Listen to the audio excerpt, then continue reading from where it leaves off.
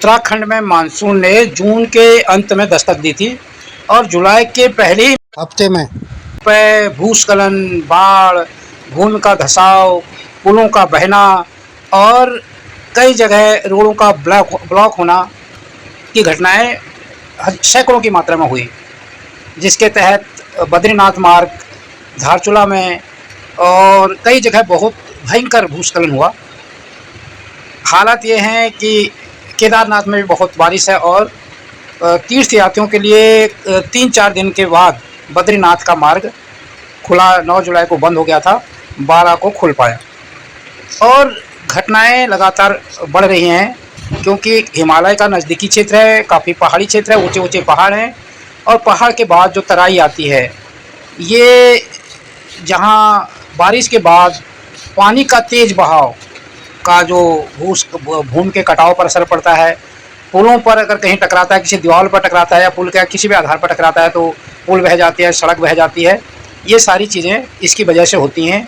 इस दौरान जो घटनाएं हुई अभी रिसेंटली, उन पर इस वीडियो में बात करेंगे कि हल्द्वानी में बारिश की वजह से क्या हुआ, ऋषिकेश में क्या हो रहा है और जो कुमाऊं का मंडल है जो जहां पर जुलाई के पहले महीने में जो एक वो नॉर्मल बारिश होती थी, उससे लगभग एक ही दिन में 3 गुना ज़्यादा बारिश दर्ज की गई थी।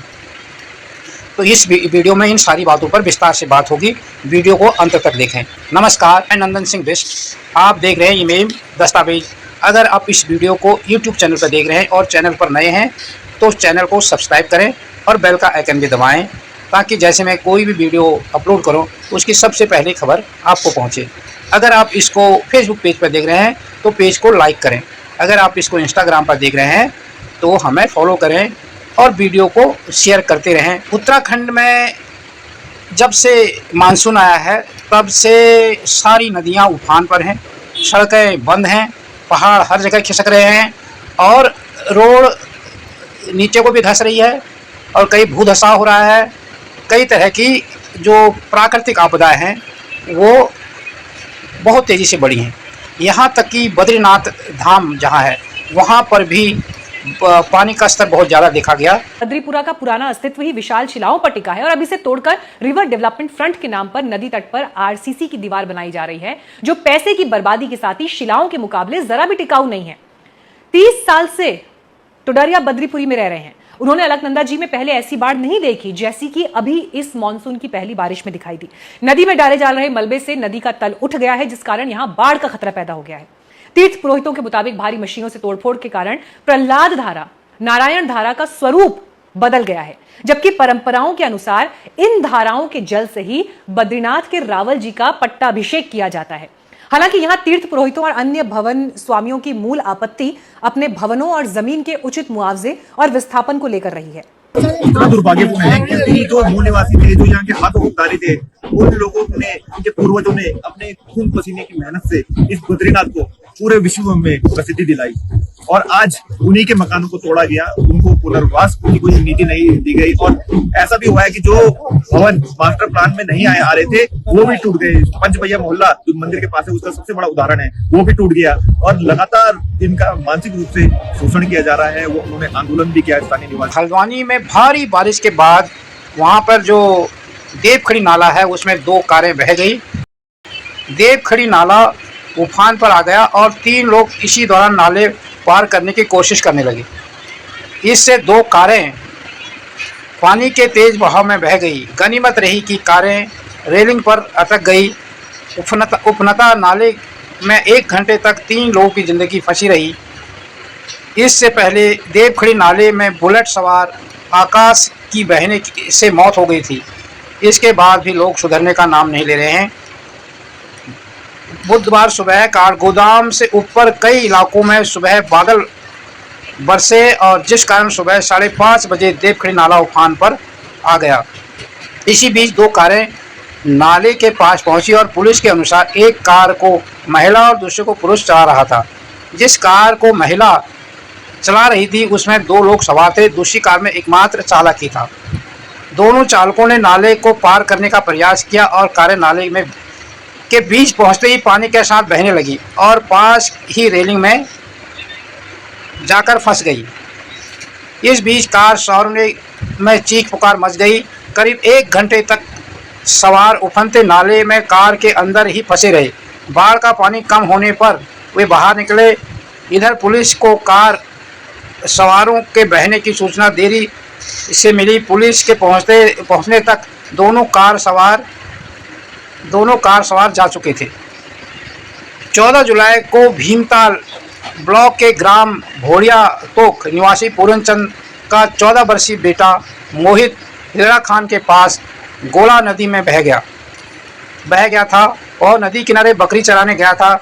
तब से पुलिस और SDRF उसकी तलाश कर रही है। इधर बुधवार को 100 को गोविंद ग्राम के पास गोला नदी में चील कौवे नोच रहे थे। ग्रामीणों की सूचना पर पूर्व BDC सदस्य मौके पर पहुंचे। फिर पुलिस ने 100 कब्जे में ले लिया। गोलापार के खेड़ा निवासी पूर्व BDC सदस्य अर्जुन बिष्ट ने बताया कि बुधवार सुबह गांव के कुछ लोग गोला नदी की तरफ जलस्तर देखने गए थे। नदी के ऊपर काफ़ी चील कौवे मंडरा रहे थे। ग्रामीणों ने पास जाकर देखा तो एक बच्चा का शव नग्न अवस्था में पड़ा हुआ था। तो ये खबर है हल्द्वानी की। और अल्मोड़ा की जो खबर है,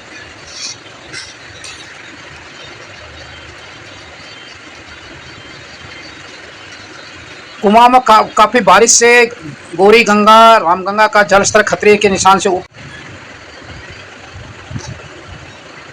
हल्द्वानी कुमाऊं में रात से ही हल्की और कहीं भारी वर्षा का क्रम बना हुआ है। चंपावत जिले में तेज वर्षा की वजह से टनकपुर चंपावत राष्ट्रीय राजमार्ग लगातार दूसरे दिन भी बंद है।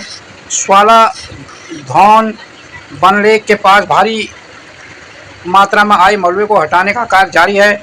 टनकपुर चंपावत NH बुधवार देर शाम कुछ देर के लिए खुला था। रात की बारिश से फिर बंद हो गया। चीन सीमा को जोड़ने वाले पिथौरागढ़ तवाघाट हाईवे में धारचूला में लगभग 4 किलोमीटर दूर दोवाट में भूस्खलन हुआ है। धारचूला से आगे चीन सीमा का संपर्क भंग है। पिथौरागढ़ जिले में भारी वर्षा से गौरीगंगा और रामगंगा नदियों का जलस्तर खतरे के निशान से ऊपर हो गया है। जौलजेबी मुंशारी मार्ग पर कैथी बैंड के वाहन फंस गया है। गौरी नदी खतरे के निशान से 70 सेंटीमीटर और रामगंगा 73 सेंटीमीटर ऊपर बह रही है। नदी किनारे की बस्तियों में अलर्ट जारी कर दिया गया है। सभी संबंधित विभागों को DM ने काली, गौरी, रामगंगा और मंदाकिनी नदियों के जलस्तर पर नज़र रखने के निर्देश दिए हैं। ये सभी नदियां ग्लेशियरों से निकलती हैं। चीन सीमा में से सड़क संपर्क टूट गया है। ये खबर थी कुमाऊं की।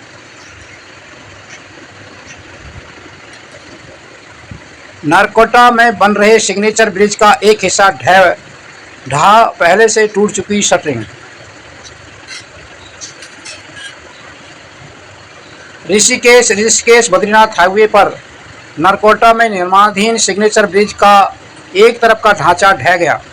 गनीमत रही कि यहाँ लोग काम नहीं कर रहे थे, वरना बड़ा हादसा हो सकता था। ऑल वेदर रोड परियोजना के तहत ऋषिकेश बद्रीनाथ हाईवे पर नरकोटा में 110 मीटर स्पान का सिग्नेचर ब्रिज बनाया जा रहा है।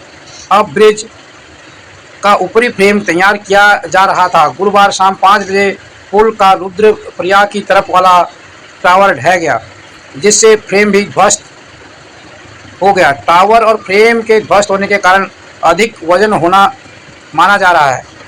बता दें कि 2022 जुलाई में भी इस ब्रिज की शटरिंग ध्वस्त हो गई थी। तब 2 मजदूरों की मौत हो गई थी। ये है जो सिग्नेचर ब्रिज बन रहा है, वो बनने से पहले 2 बार ध्वस्त हो गया है। ये अब इसको प्राकृतिक आपदा कहें या फिर जो वहाँ बना रहे हैं उनकी चूक कहें, ये सिग्नेचर ब्रिज बनने से पहले 2 बार टूट गया है।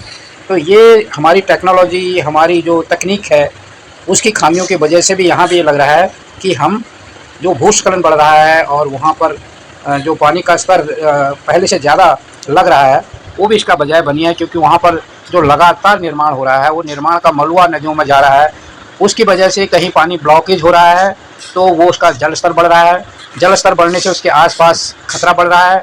और जब वो जल स्तर अपने उस मलबे को साइड करके निकल रहा है तो उसका वो जो पानी की मात्रा भी बढ़ रही है और बहाव में भी तेज़ी आ रही है, जिससे वो अपने आसपास भी नुकसान पहुंचा रहा है। नदियों के दोनों तरफ भारी नुकसान झेलना पड़ रहा है।